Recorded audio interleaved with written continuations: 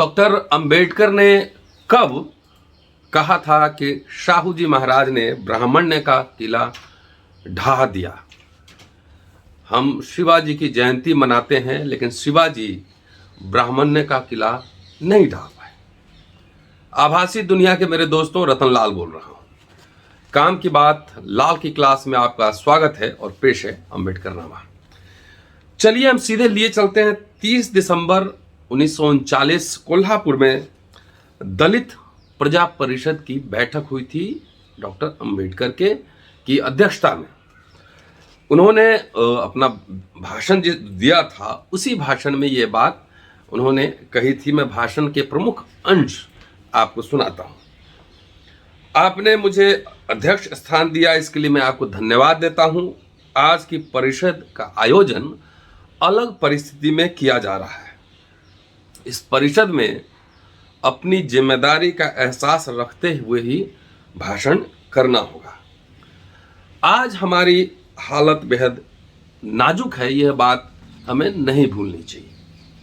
बाहर से आए अंग्रेज राज्य के प्रजाजनों और स्थानीय कोल्हापुर रियासत के प्रजाजनों की स्थितियों में काफी फर्क है। जल्द ही 1939 का साल खत्म होने वाला है और 1940 का साल शुरू होगा। कोल्हापुर के इतिहास में यह साल बेहद उलझन भरा है। इस साल इस रियासत में कई परिषदों का आयोजन किया गया और आज की यह परिषद तीसरी परिषद है।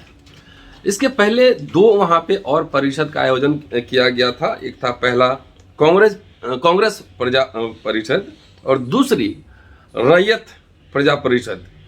ये दो मीटिंग हो चुका था।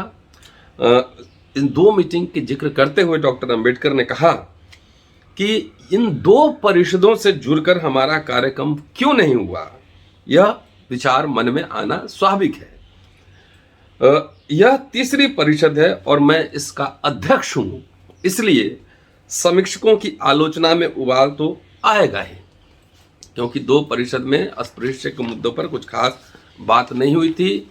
डॉक्टर अंबेडकर को रैयत, जिसमें रैयत सभा में उनको अध्यक्ष बनने के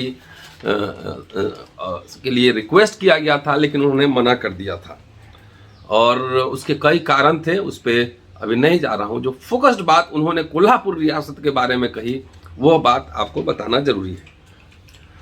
उन्होंने कहा कि कोल्हापुर के बारे में एक बात बिल्कुल तय है और इस बात के बारे में अस्पृश्यों को और मुझे भी गर्व है।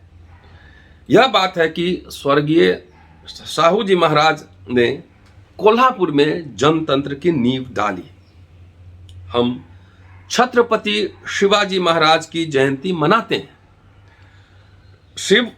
शिवाजी ब्राह्मण्य को नष्ट नहीं कर पाए। अपने राज्याभिषेक के लिए सोना देकर, गोल्ड देकर काशी से उन्हें गंगा भट्ट नाम के ब्राह्मण को बुलाना पड़ा।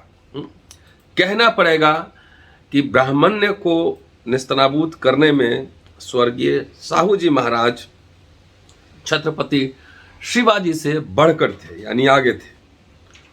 शाहू राजा को वेदोक्त का अधिकार नहीं है, यह कहने वाले ब्राह्मणों को पुणे के लोकमान्य तिलक और पुणे की भट्टशाही का समर्थन प्राप्त है।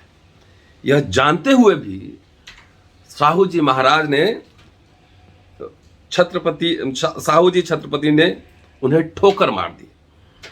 इस बात को भुलाया नहीं जा सकता। स्वर्गीय शाहू जी महाराज में कुछ बुरे गुण भी होंगे और मुझे बताए कि कौन सा राजा निर्दोष है। केवल दोषों को देखने का कोई मतलब नहीं। ब्राह्मण्य खत्म होने तक समाज की उन्नति संभव नहीं है। ब्राह्मण्य खत्म होने तक समाज की उन्नति संभव नहीं है। ब्राह्मण्य नष्ट करने की उन्होंने जोरदार कोशिश की, इसी में उनका बड़प्पन है।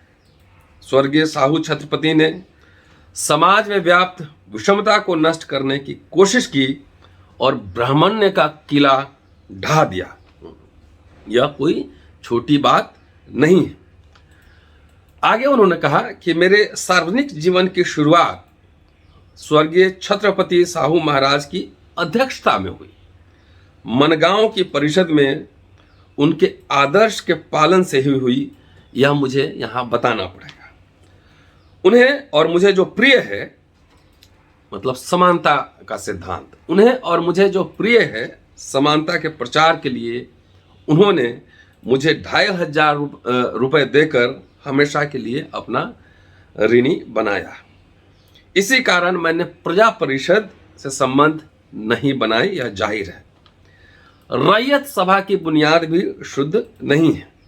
यही सोचकर मैंने उनकी सभा का अध्यक्ष स्वीकारने से मना कर दिया।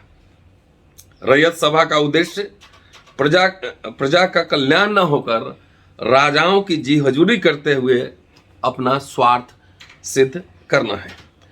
संस्थान के सभी लोग महाराज की प्रजा हैं। समूची प्रजा तो दुखी नहीं, प्रजा के कुछ लोग सुखी हैं और कुछ लोग दुखी हैं।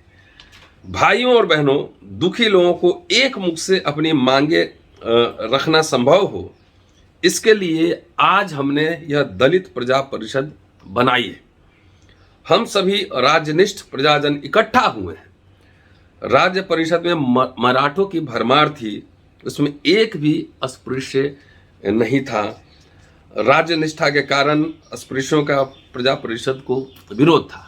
इस भाषण के बाद डॉक्टर अंबेडकर ने पूरे आंकड़े दिखाए कि हॉस्टल को कोल्हापुर महाराज में, कोल्हापुर रियासत में कितने पैसे मिलते हैं और उसमें सबसे कम अस्पृश्यों को मिलता था। टोटल जो हॉस्टल की फंडिंग होती थी वो होती थी 39,321 रुपये, जिसमें आर्य समाज छात्रावास को 5,012 रुपये, कर्नल बोर्ड हाउस को 3,600 रुपये, वैदिक छात्रावास को 3,600 रुपये, मराठा छात्रावास को 11,314 रुपये, मुस्लिम छात्रावास को 9,460 रुपये, अन्य छात्रावास 5,010 रुपये, मिस क्लार्क छात्रावास 625 रुपये और इंदुमती छात्रावास 700 रुपये। इसमें अंतिम जो है 7 और 8, मिस क्लार्क छात्रावास और इंदुमती छात्रावास, ये जो है ये अस्पृश्य छात्रों के लिए थे और इनको सबसे कम रुपए अर्थात 1,326 रुपये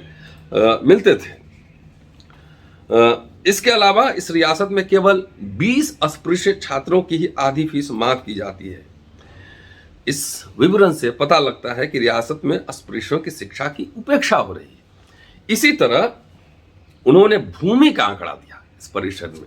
उन्होंने कहा कि टोटल जो जमीन है वो 22 लाख एकड़ है, उसमें से 13,13,000 एकड़ जमीन पर खेती की जा रही है। प्रति जमीन 3,71,423 एकड़ है और महाराज की निजी जमीन 46,359 एकड़ है।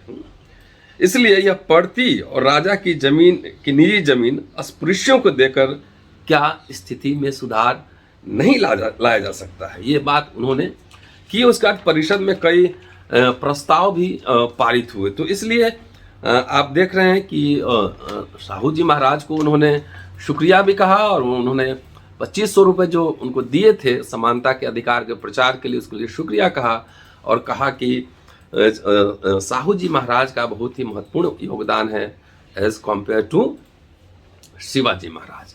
तो ये आज की एपिसोड था। शुक्रिया। Keep watching and sharing Ambedkarnama. ज़्यादा से ज़्यादा देखिए और ज़्यादा से ज़्यादा लोगों तक पहुंचाइए। और ये जो मैंने कहा है इसका रेफरेंस मैं बता देता हूँ। ये है वॉल्यूम 39 हिंदी वाला, चैप्टर नंबर 168 और पेज नंबर 267 से लेकर 270 तक पेज नंबर है। तो जो भी पढ़ना चाहें हिंदी में चाहे अंग्रेजी में, आप इंटरनेट पे सारी किताबें उपलब्ध हैं, वहाँ जाइए, क्लिक कीजिए, मिलेगा। और जो मैंने कहा है उसको क्रॉस चेक कर लीजिए। शुक्रिया। Keep watching and sharing Ambedkarnama. जय भीम। अगले एपिसोड में आपसे फिर मुलाकात हो।